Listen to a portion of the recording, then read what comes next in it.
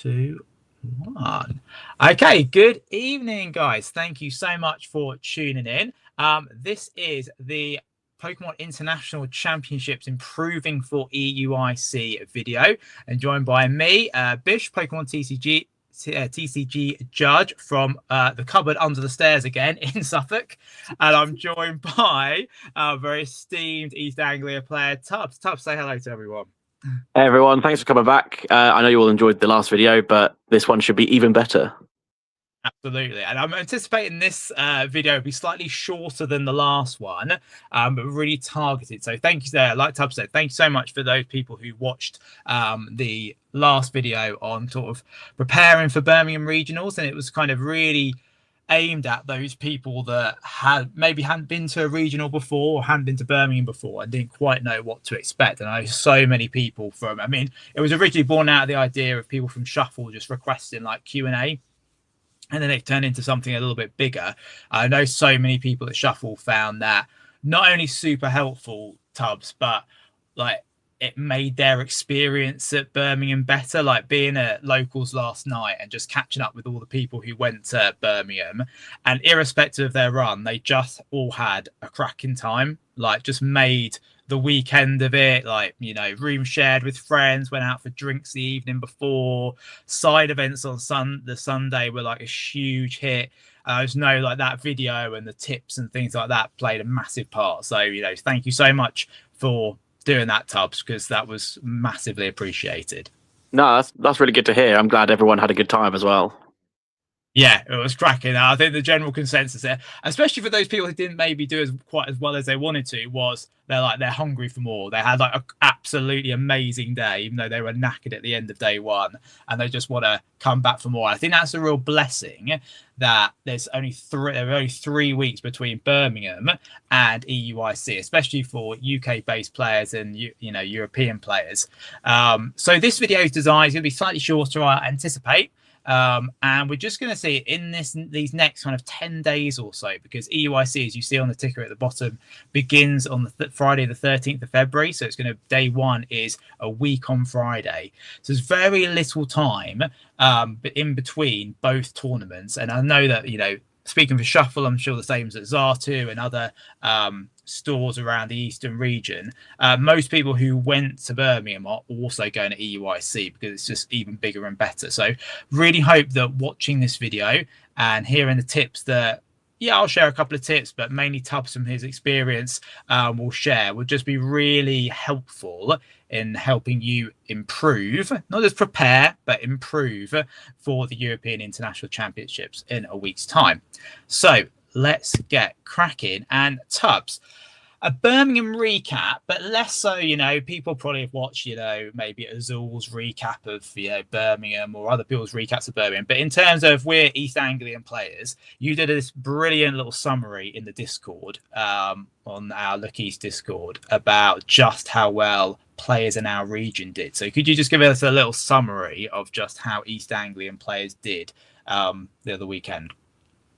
Yeah, so it was a really great showing. I think we had 12 or 13, I can't remember the exact number, 12 or 13 people in the Look East region who made it to day two.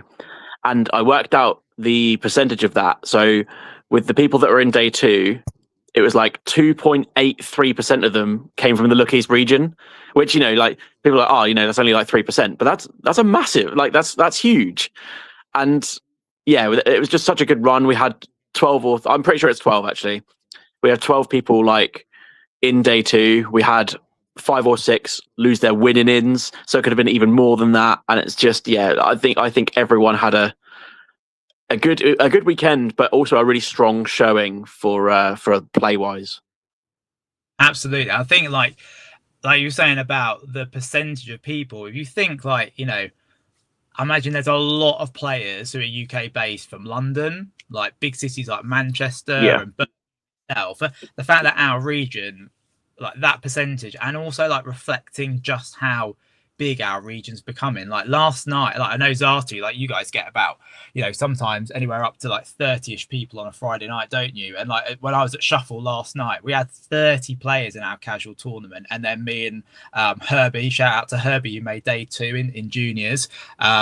Just we were playing as well, so 32 people packed out the entire cafe, and it's like just testament to how big our region is becoming with Pokemon, and obviously that's translating into more day 2s and better finishes. So it's insane, isn't it?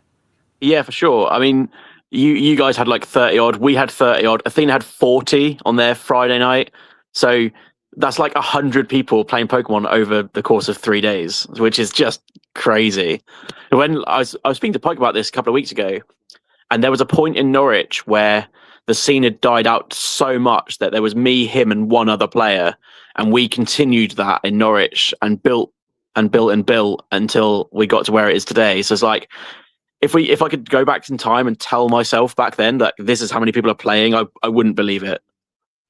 And that's testament also to like, you, Pike, and the other person just still keeping going in that time. That must have been, the time in the desert, isn't it? Like that must have been quite hard to keep the faith and keep on going, and maybe just like not giving it up, but keeping on going, and then seeing it, yeah, like you said, how it is today is incredible.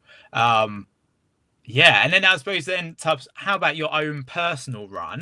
I've got your matchups on there, so yeah, just tell us about your run, Tubbs. Yeah, so I kind of feel a little bit bad about a run, mainly because you can see on there I ended 9-4-1, and there was one game which was, looking at it, it was round 11, the loss to Goldengo, where I prized my fighting energy to attack with Cornerstone both games in the row, which was just like I literally couldn't do anything at that point. But that was the only loss that was contributed to luck. The other 3 losses and the tie to the mirror in round 6 were both down to me. So we actually spoke a little bit about this earlier, but I'm glad that it wasn't like I wasn't bricked out of the game, or I didn't just dead draw or something like that. But it's kind of like bittersweet knowing that I had some control over it. And even though like I know that I'm a good player, that just shows that even good players can make mistakes. And it just shows that everyone's not, that you could never be like 100% in every game, right? So you try and play to the best of your ability. I made calls that I thought were correct at the time, and in hindsight they weren't correct. Where was it? The mirror in round 6, it was basically a point of, and round 1, I'll go on to that as well. So because of the time rules, we were in game 3 in the mirror, and the mirror is quite boss heavy. So you like boss Pecharunt and Latias, or boss and Monkey Dory. You never want to attack into something that leaves damage on the board, because then they can Monkey Dory and move it back and use terminal period. So it was a case of, I had one boss left.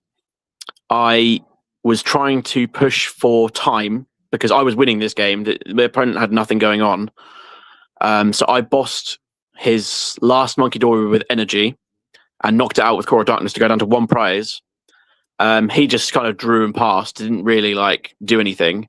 So I Core of Darkness' Absol, and that's when time was called, and he retreated to Kangaskhan, and then I had no boss left. So in hindsight, if I'd have left that boss, I could have like punched the Absol.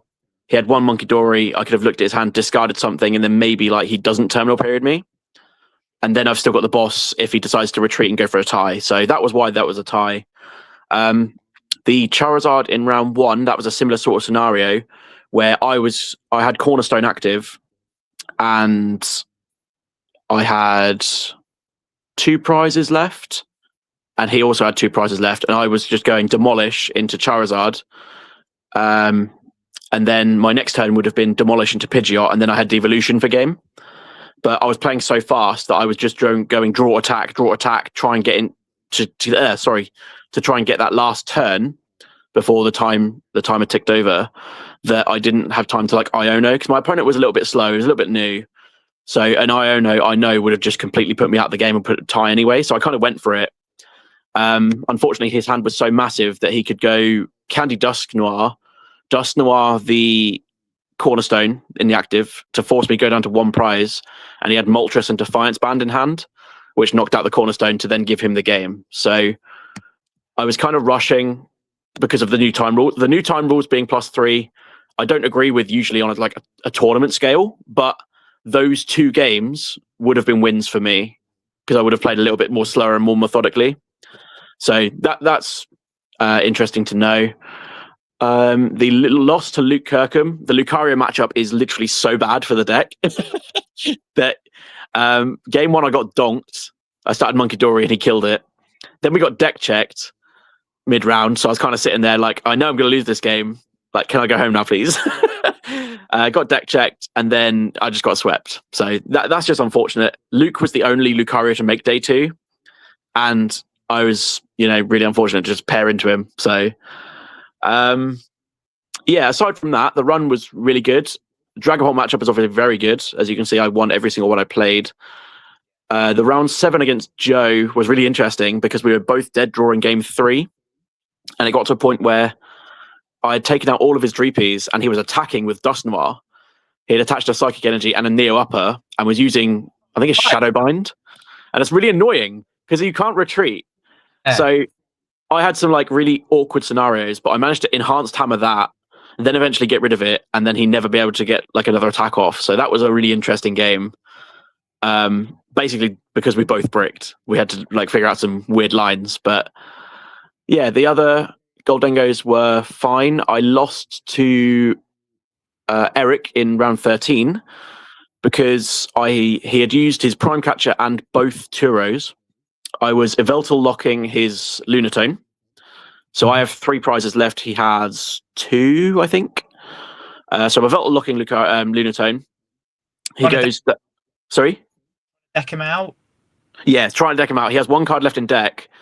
The Lunatone's about to run out of HP, so I can Petra Poison, move to the Lunatone, and knock it out. So that puts me to 2 prize cards. I have Ursaluna in hand if he promotes a 2-prizer. He promotes Soul Rock, and I'm holding Erica's invitation, and I even said in my mind, if he puts a single prizer up, I'm pretty confident he's holding Lunatone, so I can just Erica's and pull that to the front. I didn't do that. I thought I was safe, so I just clutched. He drew his final card, and that was Premium Power Pro. And because of the poison damage and the going through resistance, that knocked out the Eveltal. Oh, he had 1 prize left at that point, so it knocked out the Eveltal for game, and that was like a 37-minute game, and there was no way I was winning a game 2, so I lost that one. But I was just so locked in my head that I thought I was safe, and I didn't take that sort of extra 3 or 4 seconds to double check because I was pressured by time. I was like, I've got to try and finish this up. And yeah, so literally all I had to do was play Erica's and the game was mine, but I didn't do it. So that's on me. But yeah, other than that, the run was fine. The deck worked really well. The wins were pretty clean. The Goldengos were, the Cornerstone tech I put in was good. It forced them to play the game, and that's when I could like actually do the Eveltal lock. That's where it came up in round 13. But yeah, other than that, really good day. And you finish 128th? Was that right? Exactly 128th, yeah. Fantastic. What did that get you in terms of points and prizes?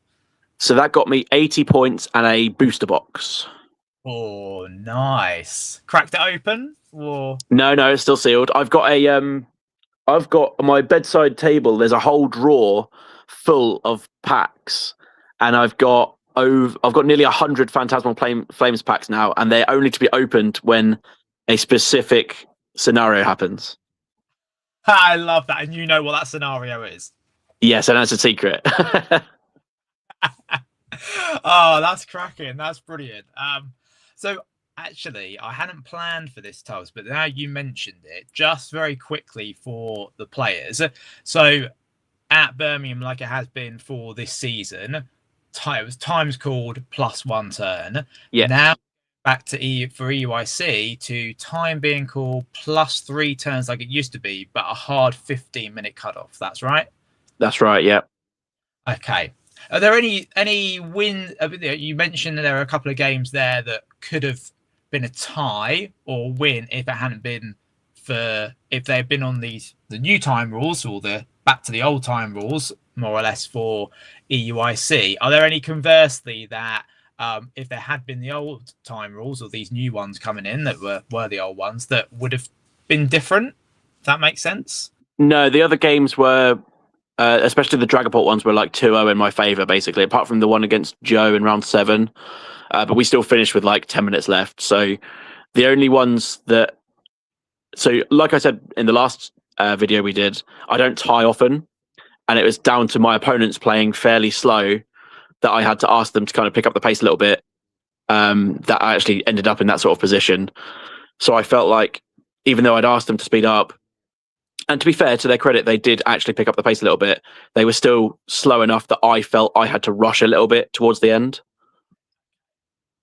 And I suppose that's a really good point there, Tubbs. Actually, you mentioned there was a couple of times where you were playing, you know, if you take in maybe 3 or 4 extra seconds, but I imagine like the speed at which you play, you win more games that way than maybe the couple you don't win because you could have taken an extra couple of seconds. I imagine that's very fair to say.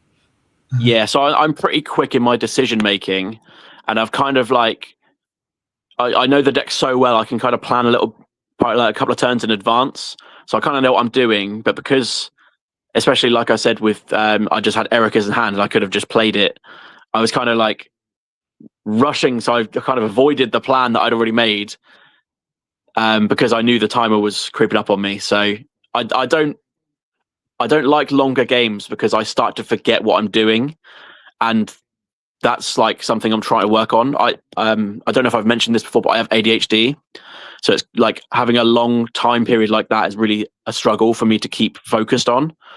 So I knew the plan, I just didn't execute it because I was trying to rush at the end. So that's something I definitely need to work on personally.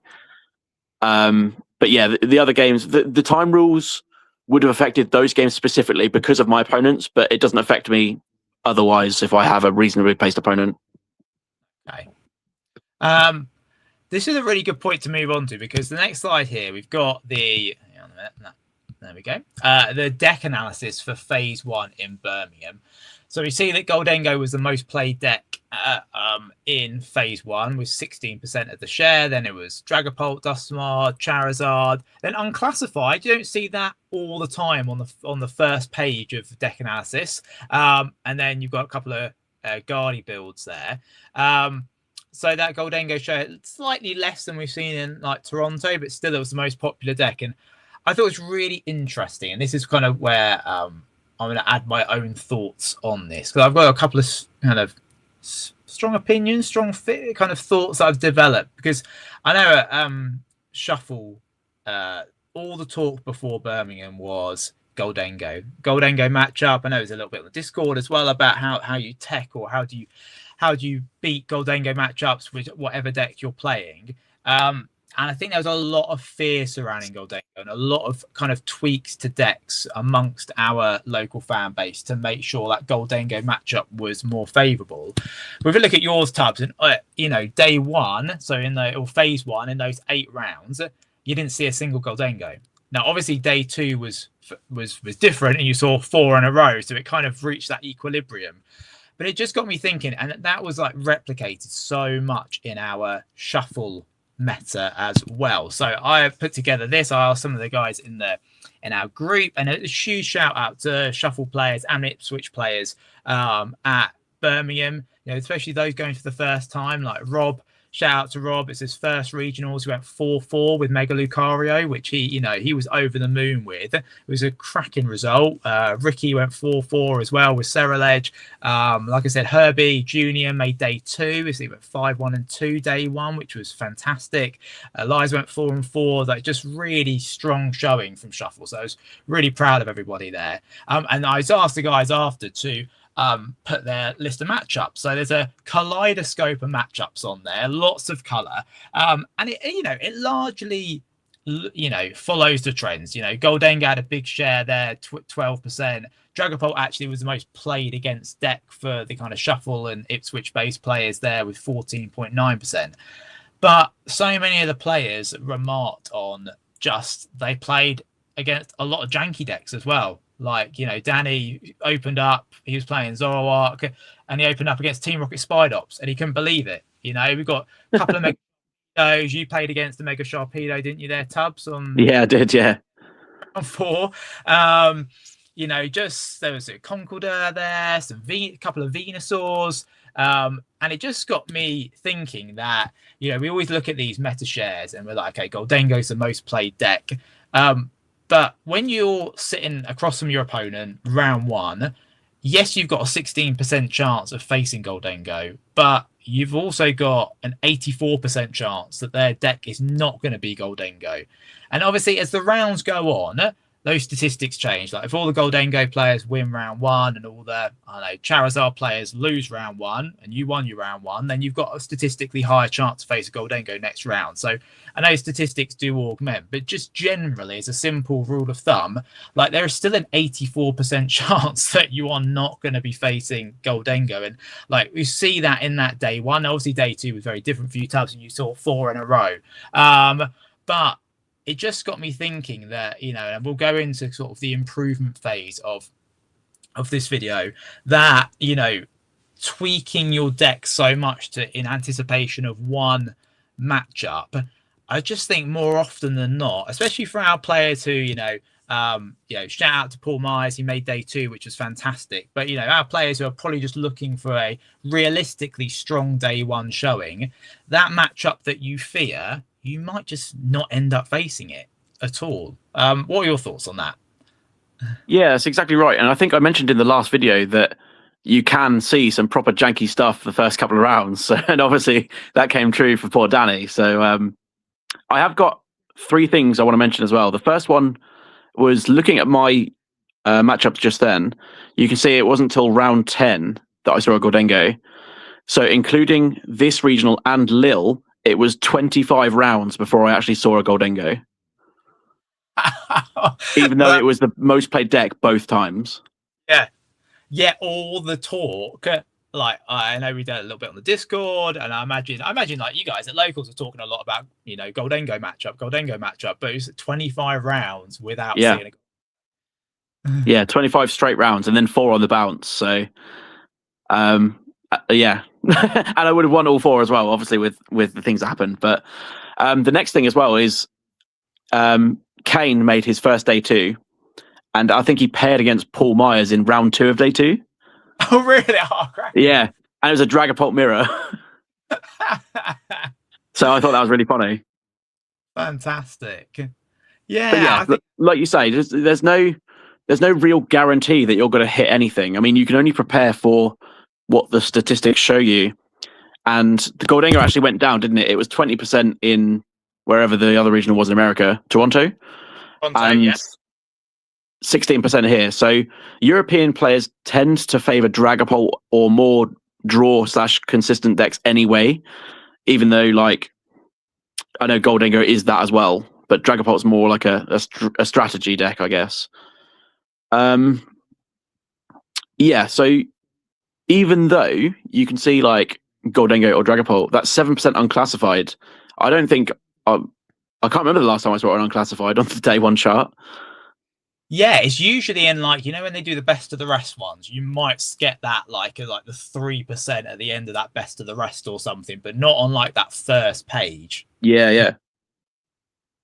But it's interesting as well because you've got the Guardi decks are separated at 4% each there, but the Charizard that you see on there isn't separated. So that's Charizard Pidgeot and Charizard Noctowl in the 10%. So that if they were separated, that wouldn't be 3rd place.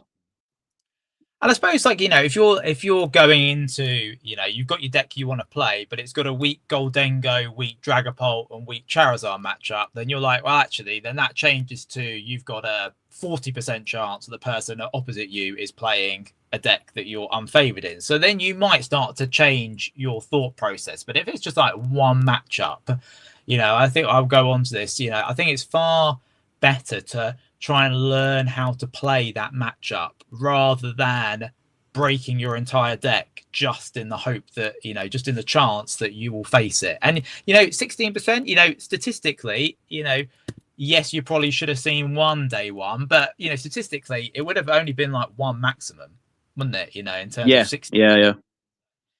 So, yeah. We've got some questions coming in the chat.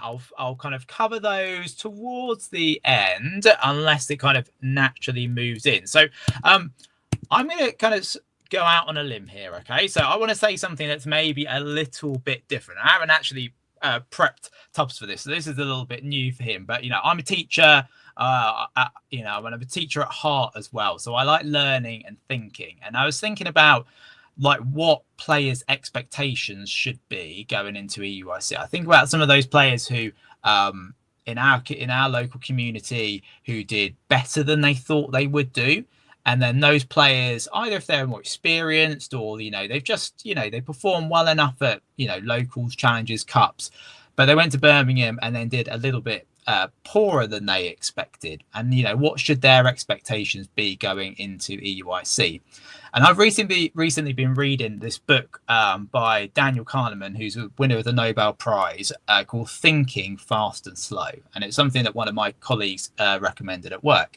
And he's a psychologist, and he died a couple of years ago, a psychologist and an economist as well. And the book is just like a treasure trove of just human psychology, the way we think, the way we act, our intuitive decisions, like our instinctive decisions rather than the decisions we think about.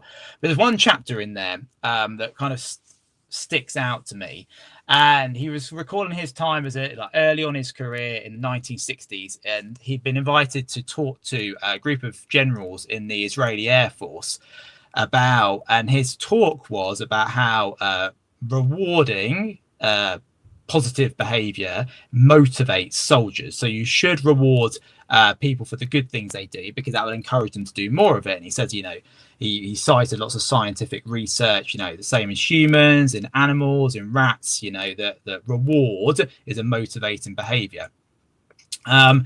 And whilst he was saying this to some of the generals, this very experienced general stepped forward and he says, with all due respect, I completely disagree with you. And he says, when my pilots have done a really good maneuver and I've praised them for it, the next time that they do that maneuver, it tends to be a lot poorer. And conversely, when my pilots have made a really poor error and I've absolutely laid into them about it and criticized them, the next time they go and do that maneuver, they improve. So he says, actually, what you said about reward motivating behavior does not ring true. And Daniel Kahneman, the author of this book, said that as he's gone on in his career in psychology, that actually he realized the general was true, but he was also completely wrong. And he talks about this theory called regressing to the mean. And it's basically the sense that success is talent plus some luck as well. And he kind of explored this phenomenon in sports and business and things to explain how, and you can see on the screen there that his research says that he looked at kind of day one and day two in a golf tournament. And he says the golfer who did well on day one is likely to be successful on day two as well, but less than on the first, because the screenshot the wrong bit there. He looked at a golf tournament and the golfers on day one, those who performed poorly, he said that they had below average luck. And those golfers who did well on day one had some above average luck. And then he looked at their performance going into day two. And those golfers who had done poorly on day one ended up doing better on day two. They had less bad luck. And conversely, most of those golfers who did well on day one tended to do more poorly on day two, and they had some maybe less above average luck. And he comes up with this theory that a lot of times in life, whether it's business with profits, whether it's sports, that over time you regress to the mean. And you see those little orange dots there. If we take that first one, that could be, your performance at a regionals where you've got skill, but you have a bit of above average luck and you do better than you thought you were doing. And then you go to the next regionals and you do a little bit poorer than you thought you were going to do, and you're quite disappointed.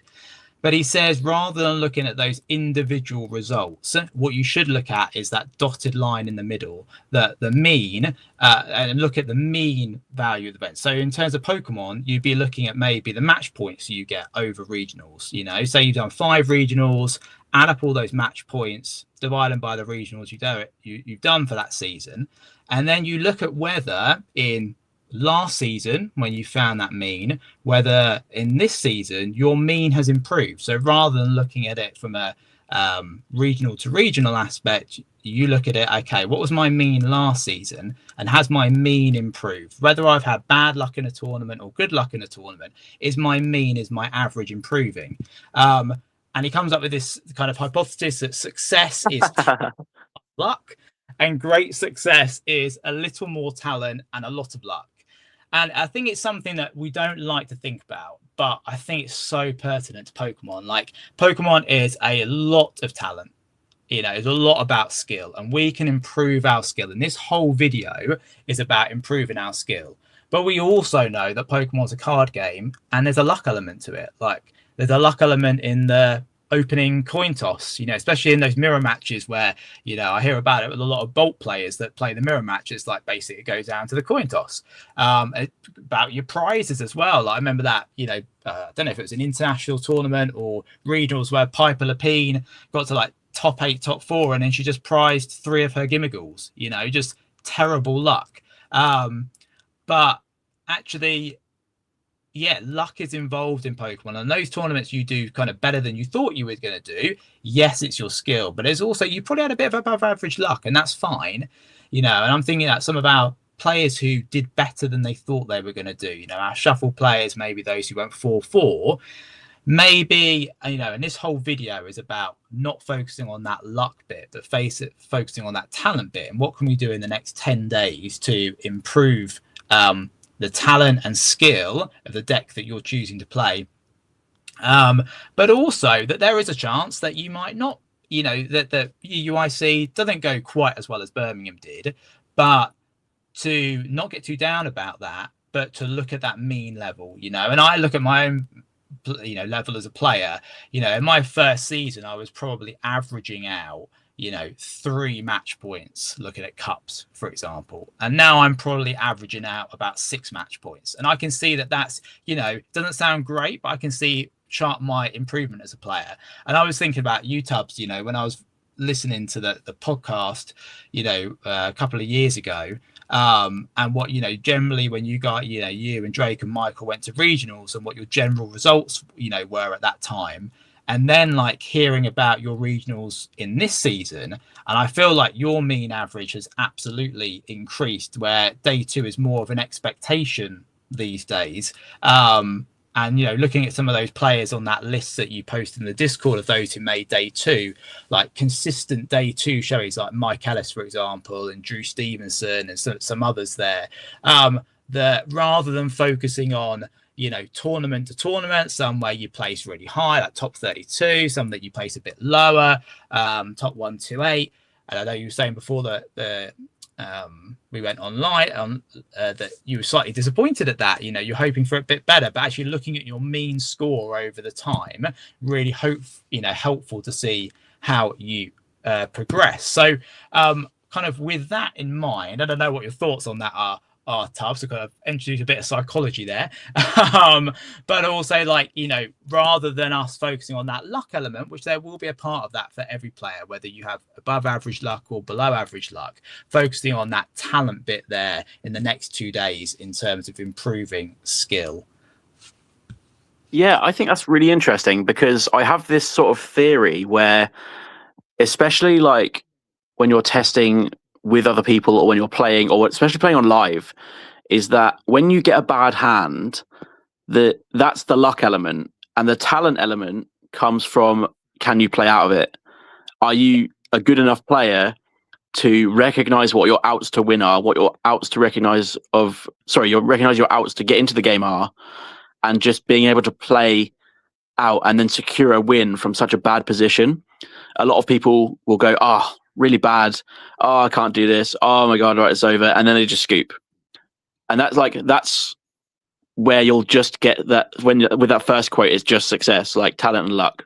But the great success comes from not having these bad starts or bad prizes, and then having the talent, the little more talent to go through with it. But if you have a lot of bad luck, you can then have a little more talent to then get great success because you've managed to play out of it. So I think that's a really interesting quote to go by, and especially like if you're one of these people that scoop pretty quickly because of their board state, I think it's something to take forward with you.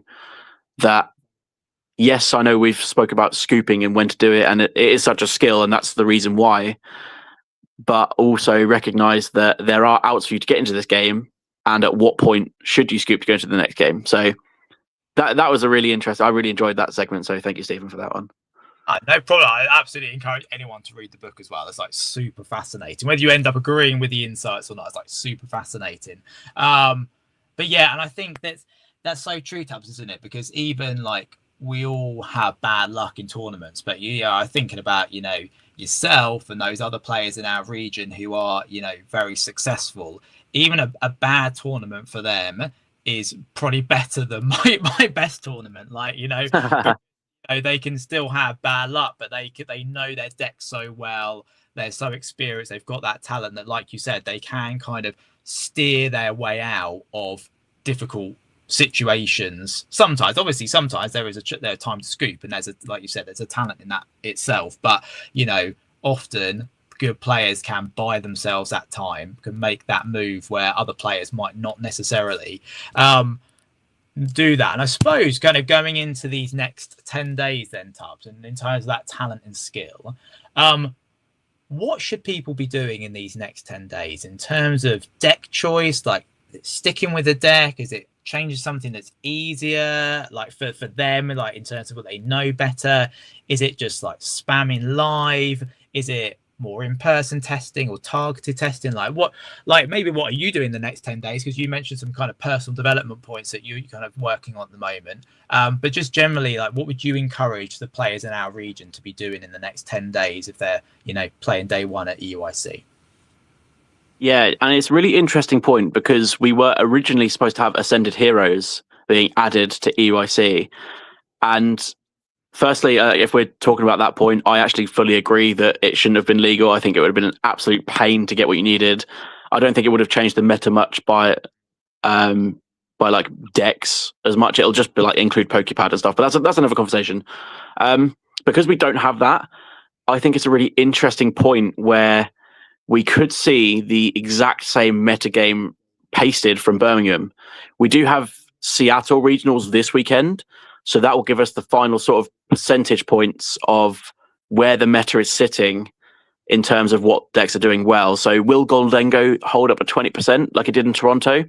Probably not. We saw Ethan won Birmingham with Dragapult with Moltres, which is like a really aggressive Goldengo tech, which I think is really cool personally. I think it depends on how much prep you put into Birmingham. If you were playing the deck for a couple of months going into Birmingham, I'd say there's absolutely no reason to change unless you have a really bad Dragapult matchup. So that's like specifically looking at Charizard players. How confident are you playing the Dragapult matchup? I kind of expect a little bit of an uptick of that matchup specifically. Which could also in turn, if Seattle has a high Dragapult output, it could mean Guardy then gets better for EYC, which then means Charizard could be a good play still. So it's a really interesting point. I don't think the meta will move that quickly in the space of 10 days. So I expect Dragapult to still be sort of second for Seattle. I reckon it'll be a little bit closer to Goldengo than it was in Birmingham, and then maybe it could overtake it for EYC. People might want EUIC as a last run. So like we've got rotation in March, but EUIC could be a lot of people's like last tournament for the year, last big tournament, I should say. So they could have a run at it with Guardy. So we're in a really sort of interesting position when it comes to the metagame. I would say if you picked up your deck fairly close to Birmingham and you didn't really practice the matchups, I'd say you're absolutely fine to change if you want to. If you're familiar with what you played, I'd say no, don't bother. I'd say keep practicing the matchups. Make sure you're looking at the top day one graphic from Birmingham. So that's Guardy, Charizard, Pult, and Goldengo. And just making sure you really know the matchups. Like you said before, it's not a case of like teching your deck out to actually have a chance. There are some ways you can beat it. You just have to figure that out. And even if it's like a 5% chance to win, it's better to learn what that is than to just tech your deck out and make it inconsistent against other matchups. So just knuckle down, do what you've been doing. And yeah, I think if you've been where you are, then crack on. Yeah, 100% agree with that as well. I'll go on to a couple more slides in a moment where I like completely agree with that. Like if you enjoyed, as long as you enjoyed playing the deck you played at Birmingham and you're not like sick to the teeth of it or had, you know, just a horrible time playing it, as long as you enjoyed playing it, like these 10 days, just, yeah, stick with it and just try and increase, like on that slide, try and increase your talent and skill with it. And I suppose we'll kind of explore a couple of ways of like practically how to do that in a moment. Just thinking, Tubbs, in terms of, I get the impression that locally and also like in the UK or at least in Europe, we're slightly less keen on Guardy than Americans are. Would that be fair to say, like kind of percentage wise? I think the stats show that to be true. Yeah, if you speak to people, it doesn't seem to be true, but no one seems to ever pull the trigger. So I think stats wise, it does ring to be true. Yeah. And then in terms of like EUIC, you could obviously Seattle, we might see a bit more Guardy if that is true, and Americans do prefer a bit of Guardy. Will EUIC, even though it's in London, will there, I imagine, be a greater contingent of international players, not just Europeans, and therefore do you anticipate the meta of EUIC will reflect sort of the overall meta, or do you think it will reflect Birmingham more than it will Seattle? What would you say? Do you think people can expect a little bit more Guardy, you know, at EUIC than they did at Birmingham?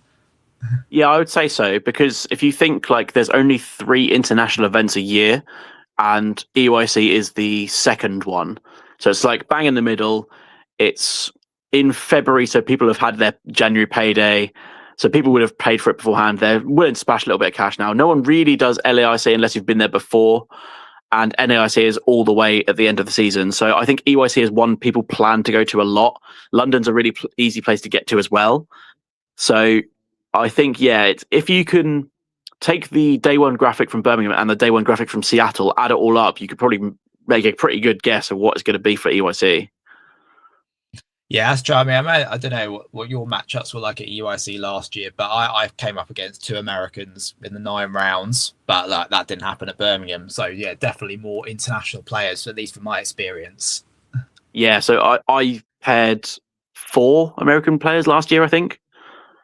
So, and the funny story about EUIC is the last 3 years, it can't happen this year, but the last 3 years, I've paired against Snorlax Stall round 1 every EUIC. There's not even really an equivalent to that, is there? Because no Pokemon's got Thank God.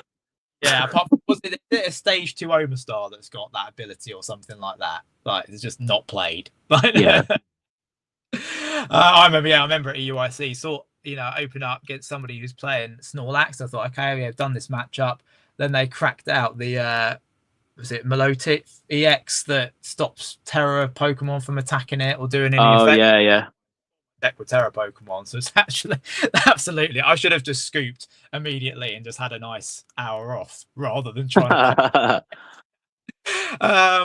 okay then, Tubbs, like, so, okay, let's take your experience these next 10 days. What are you planning to do the next 10 days in preparing for EUIC? Are you sticking with the same deck, or you might not want to say, but like, what are you planning to do? No, I'm happy to say I'm playing Absol Kang again. I thought I had the perfect 60 going into Birmingham, and in Birmingham, like I said, it felt really strong. Playing more games after Birmingham, I've had some like really bricky hands, and it's been really interesting because I've seen a lot of variance with the deck now because I've been playing it for so long. So I'm tweaking a couple of cards at the moment. I think I've actually changed 3 cards, which is more than I ever thought I'd change from the Birmingham 60. I'm kind of expecting to play a little bit more item lock, so more Budu, more Frillish. So I'm kind of adjusting my deck a little bit for that sort of scenario. Even though Guardian and Dragapult are both good matchups, I don't want to lose percentage points because I'm locked out of the game. I want to make sure I'm playing every single game. So that's where I'm kind of looking at the moment.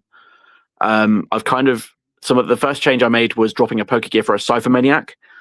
So it means like against the Dragapult matchup, there was a game that I lost because they had Jamming Tower out turn 1 and I was going second and I couldn't turbo energize and I had no way to search the stadium I was playing. So I thought rather than just play Chorus, Cypher Maniac kind of ties in with doing what I want to do later on in the game as well. So that's kind of like I identified a slight weakness and I've kind of adapted the list to change that. I haven't tested it that much, so I might not send it for EUIC yet, but I'm playing a lot of games to try and figure out whether it's worth a slot or not. So that's kind of where I'm at the moment with my list, and I think that's the sort of change you want to be looking at if you've played a deck for that long and you've played it for Birmingham and you kind of recognize what could have went better. Obviously, like I said, a lot of it was down to my plays, but I also want to get rid of any sort of luck factor that could take away from that and then really focus on focusing and my playing and stuff like that. So that's kind of where I'm at. I think that's a wonderful example as well. I'll move on to the next slide in a moment of like making a tweak to your deck, but not necessarily for, like you said, it's going to be helpful in a Dragapult matchup, but actually having that Cypher Maniac, I imagine you're going to draw those 2 cards off the Kangaskhan. Like that could benefit you in every single game you play at, like you said, at any point in the game. It's not just for one specific, scenario, is it? Like that, yes, it will help in that scenario, but also it would help you in like a myriad of games that you can't even anticipate right now. Yeah, that's the issue as well, because yes, those are all positives, what you've just mentioned, but it's also the fact that I've cut a poker gear. So that means like late game when I get Iono'd, that's less chance of like having an out to boss to win the game, for example. So it's all stuff I've got to weigh up, and that's how crucial every card in your deck should be, that you have to weigh up this sort of pros and cons list to see whether it's worth it, what you're trying to do it for, how many matchups it's going to help against. And these are all really crucial decisions that I kind of agonize over and lose sleep over, to be honest.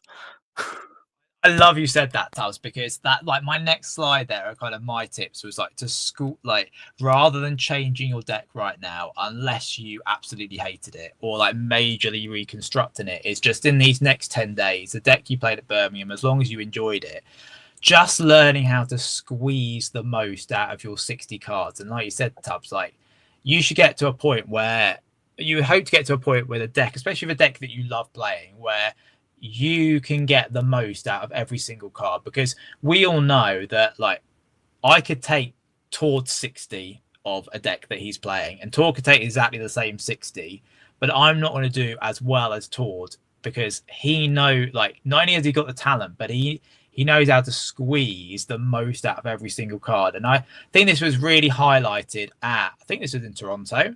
Did you see this play, Tubbs, or this match with Keris Jones at Toronto? So is that the one where she body locks him out of the game? Yeah. Now, I watched that, and like, we have to be transparent. So Keris masters top 8, and this was open deck list. So Keris and her opponent Justin have exchanged deck lists, so she knows exactly the card counts of the Goldengo deck, and conversely, Justin knows the contents of Keris's Dragapult deck. So yes, matchups you go into, day 1 EUIC, you're not going to have that ability. However, if you're facing a meta deck, you're gonna, as long as you've done your homework, you're probably gonna know 55 out of the 60 cards. Just, they turn over Goldengo, right? I know pretty much 55 cards in that deck, if they're playing Goldengo Rocks. And she was able to Badu, like Tubbs said, Badu item lock Justin out of the game until he decked out. Now, if you can see on the top right hand corner, Justin was down to 1 prize card. And Keris puts this 30 HP Badu out there. And Badu's usually, in those like Dragapult decks, is like an early game card, isn't it? It's like to help you get set up, to stop your opponent from setting up. Like, I play Badu in my, Dragapult builds and in other builds. I would probably wager, and I put money on, that most players, and I won't do the broader East Anglian region, let's just go to Shuffle. And I'm not denigrating Shuffle at all, because I'm in this boat. I would thought of that Budu could item lock you so much that you would deck out. Like we hear about retreat lock, like Eveltor, Maractus, like absolutely, like retreat lock, you know, your opponent decks out. But I would never have thought you could do that with a Budu. I think she did it. I don't know if I misheard. It was either 14 or 40 turns in a row. She just kept item locking and Justin decks out. And it just showed that, yes, Keris could see the card count in Justin's deck and, you know, all that. But more than that, she knew in her 60, like everything that each card could do. Like Tubbs mentioned earlier, like in one of your matchup, Tubbs, that your opponent like attacked with Dusknoir because it's got that retreat lock. You know, like I imagine like half of Dragapult players have never even thought about attacking with Dusknoir. Like they when we even thought, obviously it's not optimal all the time, but haven't even thought of a situation where that might be a beneficial play. And it's just got me thinking that in these next 10 days, if you can take that 60, or even if it's, you know, 58 cards and you're just tweaking 2 cards in there, that if you can look at those same 60 you played at Birmingham and just think, I want to get even more of it out of this. Like I want to just theorize different things that I could do with the same cards in my deck, but just get so much more out of them, that would be a really beneficial use of your time. Yeah, I think as well, like squeezing the most out of your 60, but also knowing the opponent's 60. Obviously, Keris had like access to open deck lists, like you say, but if you're familiar with what's like the quote unquote standard 60 for a deck, you could sort of go, right, Goldengo plays 3 to 4 metal, 7 to 8 fighting, and 0 to 2 lightning if they're playing Lavencia. So with that, you can make an educated guess that they've run out of energy, and that's when you can start using Budu. Obviously, that's then a risk if they play like a 9th fighting energy or something like that. But yeah, it's just having that knowledge of your own deck, but also having the knowledge of just what a standard deck looks like. Because a lot of players, and a lot more than you think of, actually do just net deck decks and don't build decks themselves and literally just play what a top player has built or what someone has finished high in a regionals with. So I think just familiarize yourself with what you're expecting to see. And kind of when you're playing the game, there's something I've had to learn, especially when playing Absol, is just keeping track of what your opponent plays. So you're like looking through their discard piles. Oh, I didn't realize they played this card. Or, oh, we've got to the end of the game and they've not played this card. So yes, scooping, and we've said about that before, but also if you can manage to squeeze out that entire game 1 and get your opponent's 60 in your head, that's so much more of an advantage going into games 2 and 3. Especially if you won game 1, that's a huge advantage. So yeah, I think just squeezing the most out of your 60, but their 60 as well, I think is my advice there. And that's something like you don't even have to, and I'll kind of move on to this in terms of like the volume of games you play. Like, you know, I definitely saw players at Shuffle that like played so many games in testing that actually I think they may have even played like too much. Like they started to lose confidence in their decks, you know, from just constant live testing or constant in-person testing without maybe like a true purpose in terms of what they wanted to get out of each game. Just kind of playing games, trying to win and losing confidence. Whereas, you know, this is one area where, you know, yes, playing games against Goldengo might, you know, will definitely help in terms of remembering their 60, but we live in an era like I was able, without even asking Tubbs, to pull up not only his matchups from Birmingham, but I was able to look at your deck list. Like we have that ability on Limitless to look through these 60s. Like, you know, I was testing with Herbie at Shuffle yesterday, and I'll move on to that in a moment. And I was just like, you know, he wanted me to test Guardy. So I looked at Piper Lepine's 60 of Guardy, which I imagine is, you know, fairly standard now. And that's not necessarily, you know, depending on how your brain works, some people's brains will do better playing against that deck and memorizing it that way. For me, I'm more of a student or a studier. Like I would probably do better printing off the deck list and just trying to memorize it that way. Like we all have like, there's so many different ways where you can, like Tubbs said, get your opponent's 60, which is probably going to be the standard 60 at the time of playing, you know, the standard 60 for Goldengo, the standard 60 for Dragapult, and memorize that. And then, like you said, through memorizing that, then you can squeeze the most out of your deck because you know your opponents. Yeah, that's really interesting as well, because during my testing, it got to a point where it was so frustrating because Erica's Invitation is a really good secret tech of mine. It like catches people out, and it did at regionals. But because the people I'm testing with have played against it so much, they're just playing around it. So it's not like a true representation of like what would have happened in a regional game had they not had that knowledge. But it's also a representation of what will happen in top 8 when they do have that knowledge. So it was kind of frustrating that they would play with that sort of knowledge in their head. I guess that's where like open deck lists come in mind. But that's, like you were saying, they're getting demoralized by just losing games they shouldn't because you're playing essentially too much testing. So focus testing is good, but also playing against different people is also good.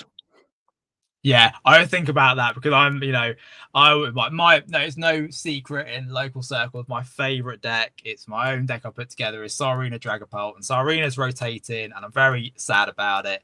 And I'm going to Seville because I want one last hurrah with it, and I've got to be mindful that people aren't surprised when I crack out Tsarina now at Shuffle, or probably even if I rocked up at Zatu, you probably might think, oh yeah, Bish plays Tsarina, doesn't he? But people will lose that element of surprise. But when I rock up at Seville against players there, I will have that element of surprise. So I suppose you're right there, like with the Erica's invitation, that actually you may have played a bit too much in locals to surprise somebody, but remembering and not to get too much demoralized that will surprise somebody at EUIC because they're not expecting it.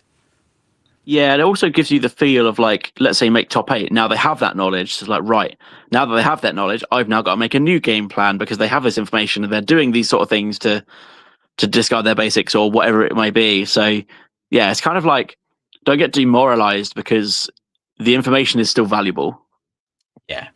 And I think that's like my other one here, is in these next 10 days, like test those matchups you want to, but also test like theories. And I think that maybe kind of blends into what you've been saying, Tubbs, about like once you're locals, know that's kind of secret, cards you've got in your deck that is a little bit different, like how you can still make playing in these next 10 days a really valuable experience, and like it not just be about winning games. Like I think about Pokemon is different because it's hard to test out specific theories because the card count in your opponent's discard pile is always going to be different from game to game. But then I think about in sports and stuff like footballers, American footballers, like when they go to practice, they're not just playing 90-minute games of football or 3-hour games of American football, like just constantly. They're like test out different plays, different scenarios, different things they want to test. And I was thinking about that with the deck that I want to play for Seville, but also that people are trying to squeeze the most out of their 60. And last night I was shout out to Herbie again, who did brilliantly at Birmingham, but when he's playing Sarah Ledge Rocks, and he coming up against Guardy in day 2, and he just, like we were saying, Guardy's not very popular locally, and he hadn't played much against Guardy, and he played 1 Guardy in day 1 and 2 Guardies in day 2 and lost to all 3 of them. So me as a complete I've never played Guardy before, but watched it a heck of a lot and played against it a heck of a lot. I was like, Herbie, why don't I just pick up Guardy and we'll try and I'll play Guardy all evening long, and you're going to play Sarah Ledge Rocks all evening long, and we're just going to try and figure out this matchup together. So we opened up last night, and we just had a couple of regular games. Just so we're not going to practice anything in particular. We're just going to see how they go. And like Herbie with Sarah Ledge was getting down to about maybe 2 prizes, but even when he got down to 1 prize, I was. I had so many different options to win. Like I could Scream Tail the Squawkabilly. I could Mew EX the Sarah Ledge with the Raging Amethyst and copy that. There were just about 2 or 3 win conditions I had. So it didn't feel like it was as close as it looked with the prize cards. So 2 games in, I said, 3rd game, Herbie, let's just theorize. Let's just test out this theory. Don't bench a Squawkabilly. Don't bench Fez. Unless it's like the last turn and it's going to get you what you win. So obviously that's quite counterintuitive probably for most Sarah Ledge players, not benching the Squawkabilly because Squawk concedes. And I said, you know what, it could be a car crash. We play 3 games of this and you could be absolutely like wiped out, and brick really hard. But let's just see how it goes. And actually, we did 3 games of that, and even though I was still beating Herbie, it felt a lot closer because there were a lot. It kind of turned the board into a single prize board state a lot of the time, rather than a 2 prize board state. And then I said, okay, right, we're going to keep this Herbie, but now we're going to try in this next game, try as much as you can to take knockouts on my routes with your Soul Rock and do the prize trade like that. So we did that for a couple of games, and then like in the last game, I was like, okay, try not to commit your Cyril Edge too early. Like, make sure it's worth it. And on that last game, he kind of pulled everything together and managed to beat Magardi. And it was just kind of really highlighted to me a theory that I've had for a while and seeing it in practice, that sometimes you're testing. And I said to him, like, it's not about me beating you with Guardi. Like, I don't want to beat you. I want you to beat me, but I'm going to play the best I can. So it's, realistic. But let's just test out this theory. The theory could be rubbish. And it could be like with any deck you play, and like with Mega Absol, like testing out different times you could have Eltor, like not in the natural times, just thinking different theories, like the Keris Jones, like Badu item lock to try and deck your opponent out, just testing out those different theories. So yeah, that would probably be one of my maybe left field pieces of advice for the next 10 days, that rather than just spamming games to try and win and build your confidence, but it could like lower your confidence, try and test out a theory about a certain line you could play against certain matchups in the deck, and just see how it goes. Like for me, in my deck, I've got Maractus in there, but I've nowhere near explored the ability, like the power of retreat locking, especially like with some of the ways I like to build up damage and then use Monkey Dory to ping it off and knock Pokemon out. But I've nowhere near explored like how powerful the Maractus could be in it. Like I whacked it in there, but haven't used it as much as I could. So my testing before Seville will be, let's test out that Maractus and see, just see how it goes. It could be a car crash. It could not go how I want it to, but just testing out that different theory, because that to me feels like what testing means, like not just playing games to win, but testing out ideas. Yeah, and that is a perfect representation of what testing actually is. And that's what we would try to allude to in the last video for Birmingham, is like, it's not just winning games. And I've had this before, and I know I kind of cross some lines doing this, but when I'm at Xatu, where before the actual local starts, I'm trying to wander around, and I'm like, oh, you could have done this. You could have done this. You could have won this way. And it's not like I'm doing it to demoralize you. I'm doing it because you're playing games for the sake of playing games, but no one's learned anything. So I'm trying to just drill some extra knowledge into this scenario. And they go, oh, I didn't think about it this way. And like, no one ever takes it bad, but it's just a fact of like, I've seen it from an outside perspective, because you're just playing games. And it's like, oh, I've just won this game. It's like, oh, actually, but you could have won this way. Or you could not have won at all if this happened. And it's just chatting it through. And then that's when the beautiful part of Pokemon is theory crafting. And that's when like the game is like 50-50. It's 50% playing and 50% theory. And once you nail that part down, like you say, you're winning games that you wouldn't have won otherwise. Oh yeah, definitely. And like, doesn't that feel so good as well? Like you've tested out a theory, or you've learned something, or you've hashed it out with someone, and then like you finally like crack that difficult matchup because you've just played that line. And it was like what you were saying earlier, Tubbs, as well. And we had a question in the chat. It's a nice time to move on to it. Neon Knight, who I'm not quite sure who that is, but hello, Neon Knight. You might know. Oh, that's Reese. Oh, okay. Hi, Reese. The question is, how do you approach unwinnable matchups? And I think you alluded to this topic a little earlier when you were like, there's some matchups you might only have a 5% chance of finding that line, but as long as you know what that line looks like, if you can identify it, then you might be able to take that 5% chance. Or if you don't see that line, then you know that maybe this is an unwinnable game and you go to game 2. But like more broadly, as maybe with Mega Absol in mind, if there are hard matchups to win, like how do you approach quote unquote unwinnable matchups? Is it just more learning about like the potential lines that there must be somewhere? Yeah, I mean, I went through this process with Goldengo, because when I was first playing the deck, I was just playing it as normal. Put your Genghis Gun active, you put an Energize on it, you put 2 to Absol. I quickly learned that you shouldn't put Absol down in the matchup at all, which is like really counterintuitive to the deck. And then like learning that is like learning the Yveltal strategies. And now it's a point where you don't actually put Kangaskhan down at all because that can still lose you the game. So you're kind of like playing the deck in complete reverse. All single prizes or with the Cornerstone, yeah. Oh, with the Cornerstone. Yeah, so that's like it took me a good while to figure out how to actually do that. And it was never an unwinnable matchup, but it was super tough. But now it feels a lot easier. With unwinnable matchups, Lucario or Mega Lucario, sorry, is literally, I would say, 99.8% unwinnable. There is one line that you can play, and it specifically depends on their deck. So Luke Kirkham's build in Lille played 2 Turo and 2 Switch. So I, in my mind, was like, right, Yveltal's out the window. I can't deal with 2 Turo and 2 Switch. That's just completely unreasonable. So I went for my normal strategy of Absol, and he completely blew me up. It was actually after the game, he told me he took Turo out and only plays 2 Switch. So that opens up the door for Yveltal. I tested this theory against Steffi because we played in the ZatuCon Open on Saturday, and Steffi's list only plays 2 Switch. We built it together, and even then the matchup is so bad. The Yveltal lock has to go. You have to Yveltal lock Lunatone while poisoning yourself to move it to Mega Lucario to then play Devolution to try and wipe her entire board of Lucarios while avoiding Turo, Switch, and Hariyama to knock out Monkey Dories and Petch and other stuff on the bench. So there is a line.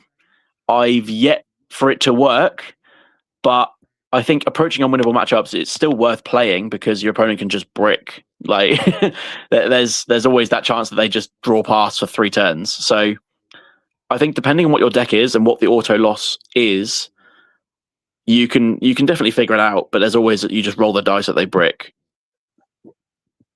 Yeah, and shout out to Steffi as well, who's following along here. And but isn't that great? Like if you do face Mega Lucario EUIC, and that the very complex line you just explained does come up, like you'll probably be like one of very few Mega Absol players to have figured out that line. Like I just think it'll feel really incredible, and like you'll feel quite, maybe clever's not the right word, but you'll feel like, yeah, I'm like I know my deck. Like I know.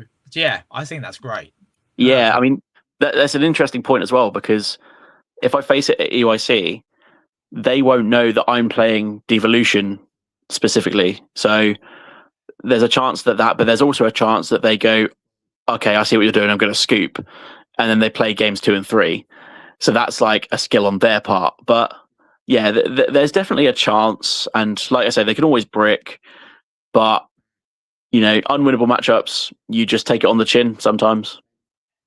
And that's a good example of like, so you're not breaking your deck for some matchup that you might not even face at EUIC. You're just like learning, okay, it's a really unfavorable matchup. I'll learn the line that I could take if that opportunity presents itself, or if my opponent bricks, because we looked at that, like luck is a big part. The Mega Lucario player might open up and just have a really dud hand for 2 or 3 turns. But yeah, learning that's really great. That's really good. I mean, I could quite specifically just go, okay, I'll put 2 Psychic Energy in and play Clefairy EX, but then it means nothing in other matchups. So Mega Lucario is like a 1% meta share. I'm happy to roll the dice on that. Yeah, absolutely. Yeah, definitely. So I think, don't want to spoil that there. That's pretty much everything that I had, Tubbs, in terms of my advice for the next 10 days. Is there anything else that you wanted to say to players, or another kind of tip you wanted to give them ahead of the event? Not specifically. I mean, like I said, if you've been playing a deck for a while, I think it's safe to play again. Unless it really struggles into Dragapult. I know me and Steffi spoke about this. She played 3 Dragapult in Birmingham, and she was playing Charizard, which is like not a good matchup. So I've actually switched her onto Mega Lucario, which is a bit more of an aggressive deck to sort of iron out the fact that her or her opponents could play a bit slowly, so that could mitigate a couple of ties. It has a much better Dragapult matchup. So I just wanted to push her onto that, and it was a little bit more, not simpler, but it was quicker, I guess, to play than it was Charizard, because Charizard's a lot of like deck searching and shuffling and stuff like that. So I think it's also fine to switch if you want to switch too. Yeah, and that's a big point, isn't it? Like, I suppose Birmingham does inform you. Like, if you found Birmingham mentally really taxing, like the whole 8 rounds, and if you were playing quite a mentally taxing deck, I know a player at Shuffle, for example, who's switching his deck for EUIC just for something that's a little bit more straightforward to play. Few less decisions, or at least less deck searching. And I think that's Andrew. Valid. No, it's not actually. No. I thought it. I think for now he seems to be staying on the Mega Absol train, but no. Ironically, it's somebody who played Charizard, and they were playing something different last night, and I was like, "Oh, are you going to play that at EUIC?" And he said, "Yeah." He's just he said it's good playing Charizard at EUIC, but a lot of decisions to make over a long day. So to something else, and I think actually, much as we're still in like, stick with your 60 and learn your 60, I think that's also like a great reason to change your 60 if you just want to have a more straightforward day and enjoy what you're playing. I think that's like equally valid, if not more. Yeah, I think like if you're choosing a straightforward and simple deck, you can try to figure out the matchups and lines and stuff a little bit quicker, especially something like Ceruledge. Like you say, with Fix and Herbie's matchup against Guardia, it's just not benching the 2 prizes, waiting a little bit, and smacking a little bit harder with the little guys early on. So a little tweak like that in a simple deck, you can learn that pretty quickly. Yeah, definitely. Excellent. And then, and Steffi just put a really nice bit of advice here, that she says, if you're struggling with the deck that you're playing with, just always ask someone who's more experienced for guidance and support at your local store. That's really good, isn't it? Like, we probably don't do that enough. It's just going to somebody and saying, can I have your advice? Like, can I have your suggestions on how I play this deck or how I could play it better? Like, if I went to Zatu Tubbs, I would absolutely try and railroad you and give you my sorry deck to play, and just because I've had this long feeling with it, I'm like, yes, it's not meta, but I could get more out of it. Like, a better player would get a better finish out of it than I could, and I would love to see that. So same with any deck you're playing, like, if you just ask somebody who's more experienced to just flick through it and just give you their thoughts, or like, if you're like, I found this matchup really difficult, just ask them for their hints and tips, because it's like anything in life, isn't it? Like, we see the things that we see and we can learn, but other people might just notice something. You might, like you say, you do it Zatu, you go around, you watch games, and you notice something. Like, I remember you watched me and Sean play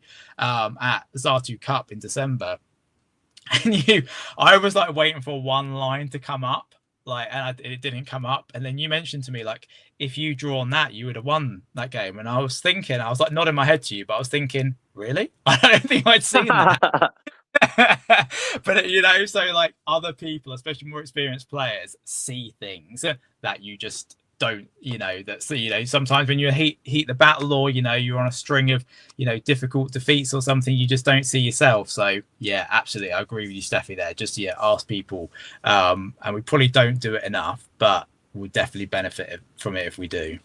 Yeah, as well, like, I'm one of those people that I can't look at your deck and see what the change is. I will literally be like, can I have a game with it? Because when I'm playing a deck, I'm drawing my cards and playing my turns, and I'm like, right, this needs an extra Ultra Ball, this needs a research, this needs this, that, and the other. And I can only do that from playing the deck. And that's where I improve decks, because I have to play them first. So like, let's say a new set comes out, I'll build a 60 in my mind, in my notepad. I'll build it up, and I'll go, I hate this immediately. Like, 30 cards need to change right now. And I have quite a tedious deck building process where it's like, build it from the ground up. Whereas a lot of people do it like, they have to build the perfect 60 immediately and then work backwards for the testing. So either way works. But, if I'm more than happy to play games with your deck if need be. Honestly, I would just I would love that stuff. That would actually make me see someone like just take it and like just because you would learn, wouldn't you? Like, yeah, like I would learn just to see what you see will be different than what I see. And just like that collaboration will be so useful. And I think for any player, just being able to see that. Yeah, for sure. Yeah. Excellent. Well, thank you so much, Tubbs, for your time. Just again, I really enjoy making these videos. I know we've had lots of people joining in today and just watching along, and I really know many people will find this like reassuring, challenging, informative, and I suppose my last word on this will be just like, if you did really well at EUIC, really well at Birmingham, and you don't quite get the same record at EUIC, remember, it's not necessarily about individual tournaments. Think about your mean, like maybe calculate your mean average match points that you get over across the two tournaments, and see where you settle. Like for me last year at Birmingham, I got 6 points, and at EUIC I got 12 points. And actually that mean would be 9 points, like a 3 and 5 record. And that is actually me. That's where I am as a player, and actually, so, and again, if you did poorly at Birmingham, don't expect that you're going to do poorly at EUIC, because, it could be completely different, even with the same 60 you're playing. And these next 10 days are just about whatever 60 you're playing, just getting to know it even better. So you give yourself, the best chance to have a really good day performance wise, but also just a great day at EUIC in general.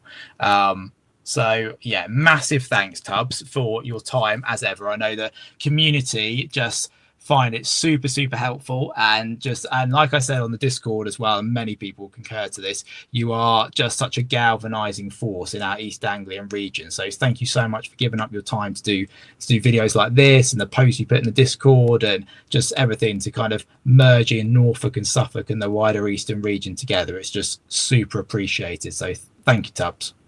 No, it's my absolute pleasure, and I love doing stuff for it. Like I said before, there was like 3 people playing in Norwich 4, and I just love building the community and bringing people together, and I just love when people play the game I love, and I think it's just great watching so many people play and just do well and enjoy the game.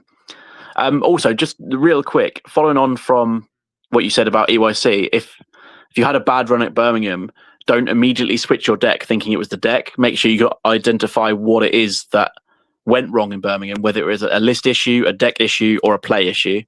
And I think before you switch decks, make sure you identify which one is which.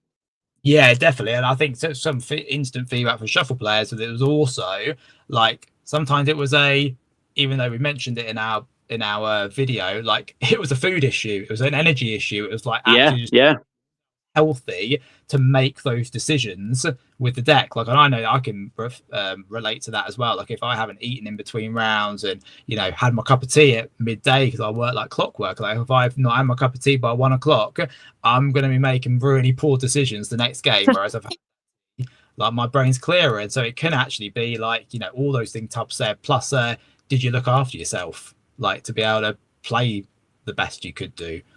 Yeah, I do have to shout Steffi out for that one, because she was very much the supplier of snacks for my day 2 run. I've heard you're the mum, Steffi, in in the community. Oh, it was so helpful. I'm really thankful. And talking of the community as well, Tubbs, so I saw on the Discord that you organised a big photo opportunity for all the Look East players at the beginning of day 1. Is there going to be a similar thing at EUIC for Look East? Oh, absolutely. I try and do it at every event that most people go to. So yeah, well, I'll definitely find a location and a time to do that. Perfect. Okay, well, thank you so much, everybody, for watching. We hope that you just do, have the best experience at EUIC. The competitors' kit looks sick. Last year's event was fantastic. I'm sure this event will be just as brilliant, if not more. And yeah, I'll see you. Hopefully, we'll see you all on day 2, because I'm taking my school trip up there, which I'm really excited about. That's so cool. Yeah, it's gonna be mental. It's gonna be brilliant. Side events galore and stuff. So please, I'll be in a bright blue t-shirt with another 4 teachers. Like, it'll be quite distinct, and we're moving around with 12 teenagers between us. So do please come and say hi, and it'll make our Students' Day as well to get for them it's like professional Pokemon players, meeting them for the first time. So really inspirational moment for them. And obviously, Tubbs, personally, I hope you have a cracking run at EUIC, and just you put in all the effort. So I just hope you reap all the rewards. Thank you very much. Yeah, I'm certainly going to do my best. Well, I did my best in Birmingham, but I'm going to do even better this time. And if you do see me, make sure you bring everyone over, because I would love to say hi. Oh, absolutely, will do, mate. That'll be absolutely cracking. And you make day 2, we'll be definitely watching. Certainly obviously not completely over your shoulder, but we'll try and find you, mate. That's guys done all our videos and stuff like that. So, brilliant. Thanks everyone for watching. And obviously let us know how you do at EUIC. All right. Thanks, guys, and thanks, Tubbs. Bye, guys.